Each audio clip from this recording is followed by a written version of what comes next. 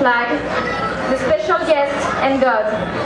We also do this dance to honor the committee festival, for the opportunity we had to participate to this festival, and also for our family and for the opportunity to meet such wonderful people.